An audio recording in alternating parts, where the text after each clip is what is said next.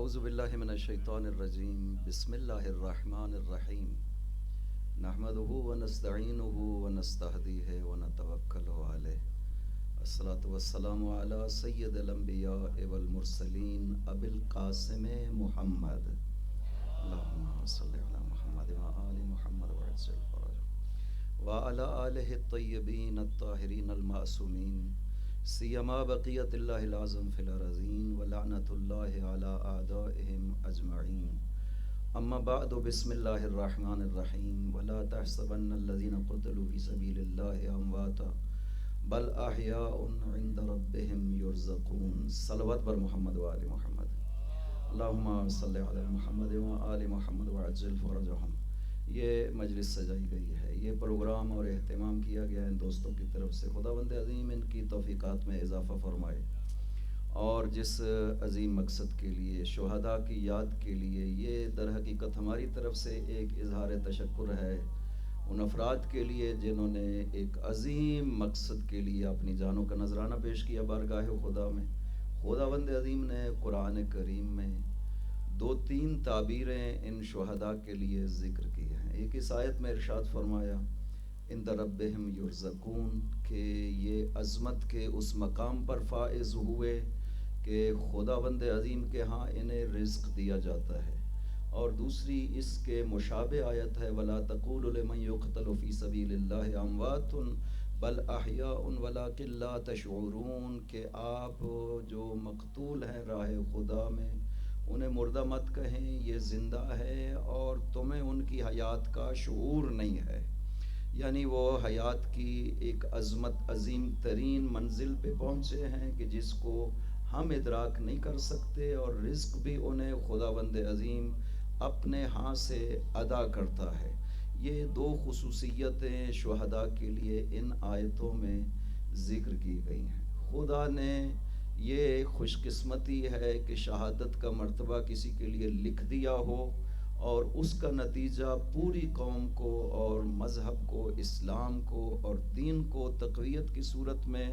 حاصل ہوتا ہے۔ ایک بڑا خوبصورت جملہ جو دربار ابن زیاد میں علی کی بیٹی نے ارشاد فرمایا کہ جب اس نے یہ کہا بی بی سے کیف رأیت اللہ رأیت سن اللہ بک، کیسے دیکھا آپ نے خدا نے آپ کے ساتھ و بأخیک، آپ کے بھائی کے ساتھ کیا کیا، تو آپ نے ایک بڑا خوبصورت جملہ ارشاد فرمایا کہ میں نے جو بھی دیکھا ہے وہ اچھا ہے۔ جملہ یہ ہے قوم کتب علیہم القتل برزوا الی مضاجعہم،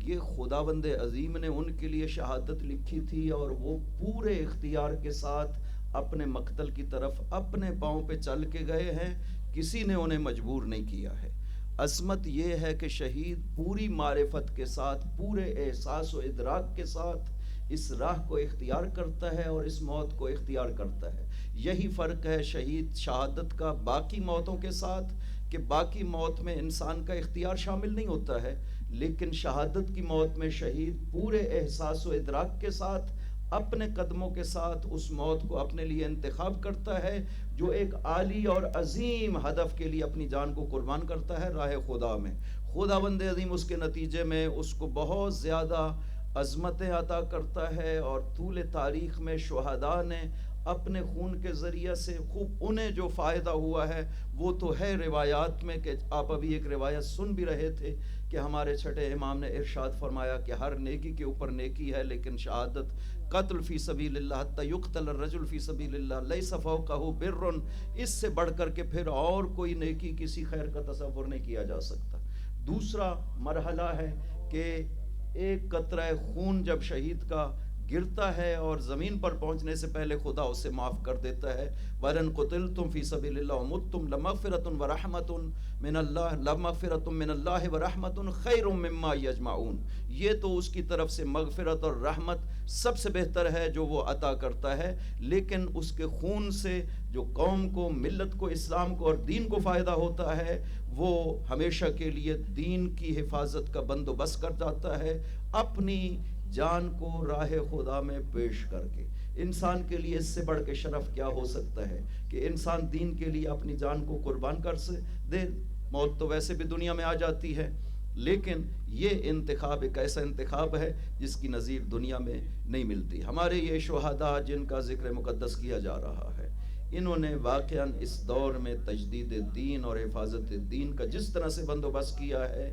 دشمن اس سے مایوس ہوا ہے، اور اس و کمال اور عظمت سے دشمن کے حوصلے یقیناً پست ہوئے ہیں کہ خداوند عظیم ہمیں اس راہ پہ چلنے کی توفیق عطا فرمائے. صلوات بر محمد و آل محمد. ماشاءاللہ، جزاکم اللہ. ماشاءاللہ، یہ تھے حجت الاسلام والمسلمین حضرت علامہ سید علی شاہ صاحب نقوی. میں اب بلا تاخیر، چونکہ وقت کے دامن میں جتنی گنجائش ہے اسی حساب سے میں اپنے سامعین کو گزارش کرتا رہوں گا. میں ریاست کشمیر سے ہمارے نمائندہ سیکرٹری جنرل تشریف فرما ہیں. میں حجت الاسلام والمسلمین آغا السید یاسر سبزواری صاحب سے ملتمس ہوں